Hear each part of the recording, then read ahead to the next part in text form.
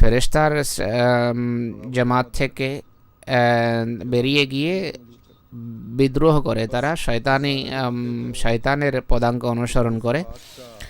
তাই খোদার বান্দারা ঐশী বৈশিষ্ট্য এবং গুণাবলীর প্রতিচ্ছবি হয়ে থাকেন, প্রতিবিম্ব হয়ে থাকেন। খোদার সাথে তাদের সম্পর্ক ক্রমশ দৃঢ় এবং মজবুত হয় এবং তাদের আধ্যাত্মিক উন্নতি হতে থাকে।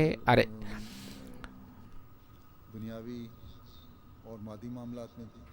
এভাবে জাগতিক বিষয়, জাগতিক কাজকর্ম খোদার সন্তুষ্টির অধীনে করে এবং তারা আধ্যাত্মিক উন্নতি করে। এভাবে হজরত মসিহ মউদ আলাইহিস সালাম এর একটি ব্যাখ্যা এক জায়গায় যেভাবে পেশ করেছেন আপনাদের সামনে আমি তুলে ধরছি। তিনি বলেন যে অহংকার এমন একটি সমস্যা, এমন একটি বিপত্তি, এমন একটি বলা যে মানুষের পিছু ধাওয়া ছাড়ে না। এটি স্মরণ রেখো যে অহংকার শয়তানের পক্ষ থেকে আসে আর অহংকারী অবশেষে শয়তান হয়ে যায়।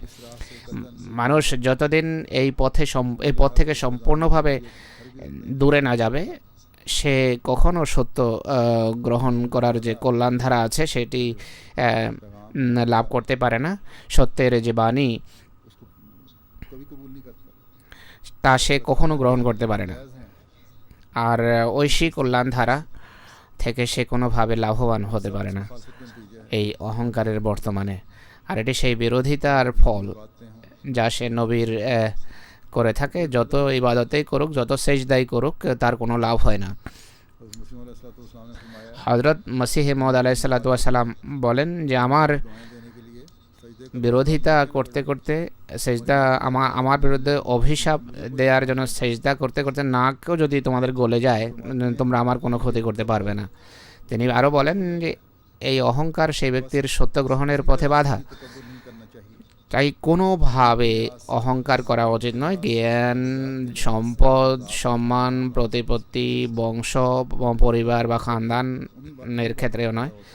বেশিরভাগ অহংকার এই সমস্ত বিষয় থেকেই উদ্ভূত হয়। যতদিন মানুষ এই সমস্ত অহংকার থেকে নিজেকে পরিচ্ছন্ন করবে না, ততদিন সে আল্লাহ তাআলার পবিত্র দৃষ্টিতে পছন্দনীয় এবং মনোনীত হতে পারে না।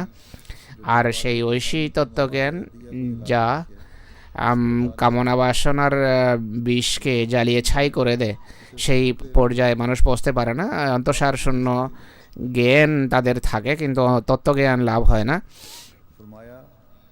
তিনি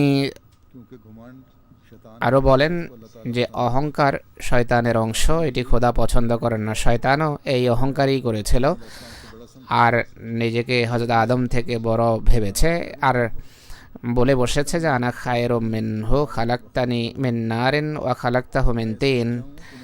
আমি তার তুলনায় শ্রেয়, আমাকে আগুন থেকে সৃষ্টি করেছে, তাকে মাটি কাদা থেকে। আর এর ফলে সে খোদার দ্বার থেকে প্রত্যাখ্যাত হয়। তাই সবাইকে এটি থেকে বাঁচার চেষ্টা করা উচিত। যতদিন কামেল তত্ত্বজ্ঞান লাভ না হয়, মানুষ স্খলিত হতে থাকে কিন্তু বোঝে না। কিন্তু যে ব্যক্তির ঐশী তত্ত্বজ্ঞান লাভ হয়, সে স্খলিত হলেও কিছুটা খোদা তাআলা তার হেফাজত করেন, তাকে তিনি বাঁচান বা রক্ষা করেন।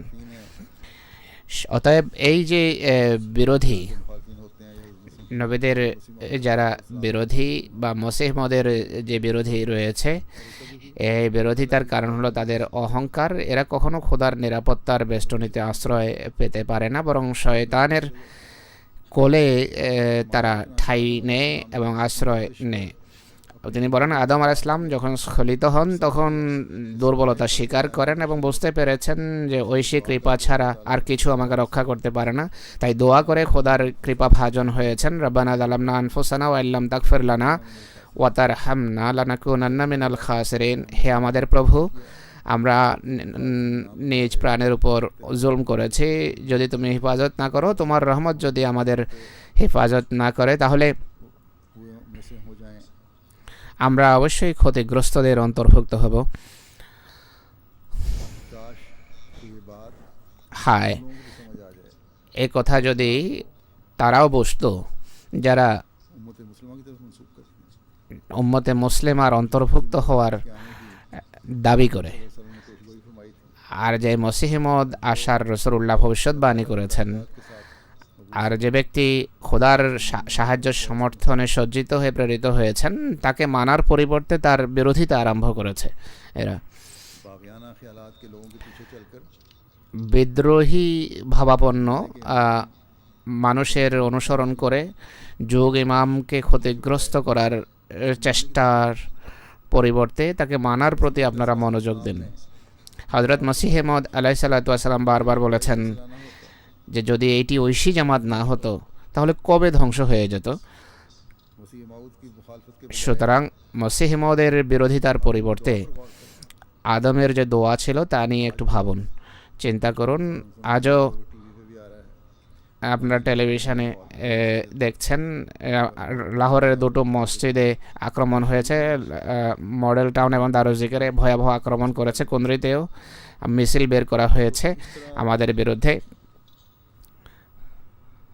और जगहों पर भी दुनिया में পৃথিবীর অন্যান্য স্থানেও মৌলবীদের অন্ধ मुखालफत हो रही है मुस्लिम ममालिक অনুকরণে বিভিন্ন দেশে আহমদিয়া মুসলিম জামাতের বিরোধিতা হচ্ছে। की मुखालफतें এই বিরোধিতা खत्म कर देंगे। কি কোনোভাবে আহমদিয়তকে নির্মূল করতে পারবে? পূর্বে কখনো বিরোধিতার ফলে আহমদিয়ত কি ধ্বংস হয়েছে? মোটেই নয়, কখনো ধ্বংস হতে পারে না। হ্যাঁ, इनको ज़रूर अल्लाह ताला की पकड़ এদেরকে অবশ্যই খোদা তাআলার শাস্তি এবং और अज़ाब का मोहरत बना देगी।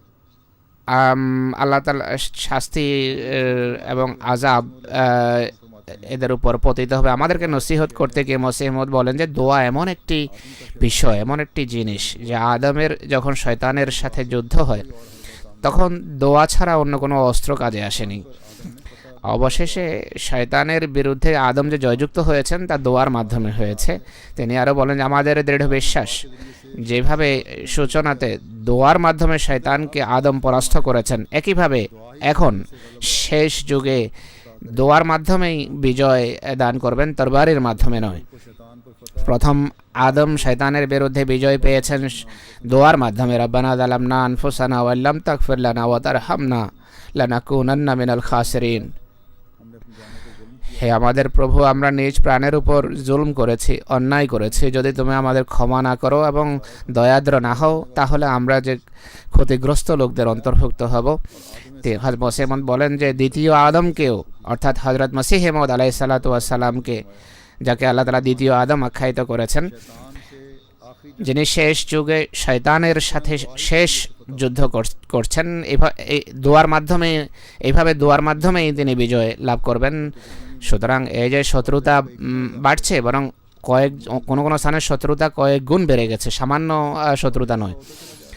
আর এই শত্রুতা ক্রমশ বৃদ্ধি পাচ্ছে। हमें दुआओं की तरफ আমাদেরকে দোয়ার প্রতি অনেক বেশি মনোযোগ দিতে হবে। খোদা তাআলার ফজল, খোদার এটি অনুগ্রহ যে সকল বিরোধিতা সত্ত্বেও জামাত বড় হচ্ছে, সকল প্রতিবন্ধকতা সত্ত্বেও শয়তান সকল পথে সকল ষড়যন্ত্র করছে, তা সত্ত্বেও নেক ফিতরত বা নেক প্রকৃতির मलाइकतुल्लाह की हरकत में है, মানুষ এবং ফেরেশতা शामिल होते चले ফেরেশতা কাজ করছে এবং তাদের প্রেরণায় নেক ফিতরত মানুষ জামাতের অন্তর্ভুক্ত হচ্ছে। সূরা আরাফে যে দোয়া শেখানো হয়েছে যে রব্বানা যালামনা আনফুসানা ওয়া লাম তাগফির লানা ওয়া তারহামনা লানাকুন্না মিনাল খাসিরিন, এই দোয়ার মাধ্যমে খোদার নৈকট্য লাভ, বরকত লাভ এবং শয়তানের প্রতিটি আক্রমণ থেকে বাঁচার জন্য দোয়ার দিকে এবং আমাদের সংশোধনের দিকে ব্যক্তিগতভাবে এবং সমষ্টিগতভাবে আমাদের অনেক বেশি মনোযোগ নিবদ্ধ করতে হবে। আরেক জায়গায় হযরত মসিহ মউদ আলাইহিসসালাতু ওয়াসসালামের ব্যাখ্যা করতে গিয়ে বলেন इलाहिया ने যে ঐশী প্রজ্ঞা আদমকে এমনভাবে সৃষ্টি করেছে যে সূচনাতেই তার সাথে তার দুটো সম্পর্ক, আর একটি সম্পর্ক আল্লাহর সাথে। যেভাবে কোরআনে আল্লাহ তাআলা বলেছে ফাজা সাওয়াইতুহু ফানাফাখতু ফীহি মির রূহি ফাকাউ লাহু সাজিদিন, যখন আমি তাকে সঠিক সুঠাম রূপ দেই এবং তাতে আমার রূপ উৎকার করি তখন হে ফেরেশতারা তোমরা তার সামনে তার সেজদা করো।